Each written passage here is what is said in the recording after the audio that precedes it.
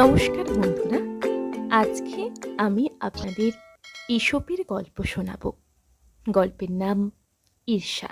আমার গল্পটা ভালো লাগলে আপনারা অবশ্যই লাইক, কমেন্ট ও শেয়ার করবেন, তবে আমার খুব ভালো লাগবে। পরবর্তীতে আরও নতুন নতুন গল্প পোস্ট করার মনোভাব কিংবা আগ্রহ আরও জন্মাবে।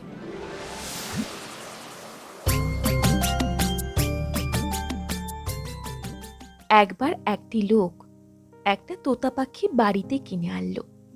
তোতা পাখিটি ছিল পোষমানা। লোকটি ভাবল, এই পোষমানা পাখিটি অনেক কাজে লাগবে এবং আমাদের অনেক আনন্দ দেবে। তখন শীতকাল ছিল। চিমনির ধারে বসে বাড়ির সবাই আরামে আগুন পোহাচ্ছিল। এমন সময় তোতা পাখিটি এসে বসল এক উঁচু জায়গায়। বসে বসে সে অনেক মজার কথা বলে বাড়ির লোকেদের আনন্দ দিচ্ছিল। একদিকে বাড়ির হুলো বেড়ালটা এইসব দেখে আর রাগে থাকতে না পেরে এগিয়ে এলো। এগিয়ে এসে সে তোতা পাখিটির উদ্দেশ্যে বলল, কে রে তুই? কোথা থেকেই বা উড়ে এসে এখানে জুড়ে বসলি? তোতা পাখিটি উত্তর দিল, বাড়ির মালিক আমায় কিনে এখানে এনেছে। হুলোটি তখন বলল, তোমার সাহস তো কম নয়। আমি এই বাড়িতে জন্মেছি, অনেক দিন ধরে এখানে আছি, তবু আমি একবার মিউ করে ডাকলেই বাড়ির লোকেরা আমায় লাঠি নিয়ে তাড়া করে।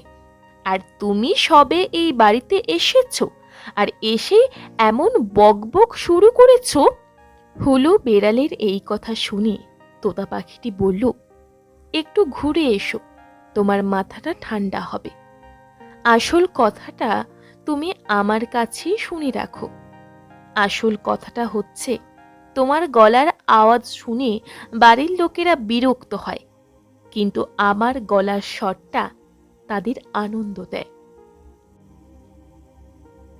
এখানে উপদেশ হচ্ছে, মনের ঈর্ষা রেখে কারো সমালোচনা করা কখনোই উচিত নয়।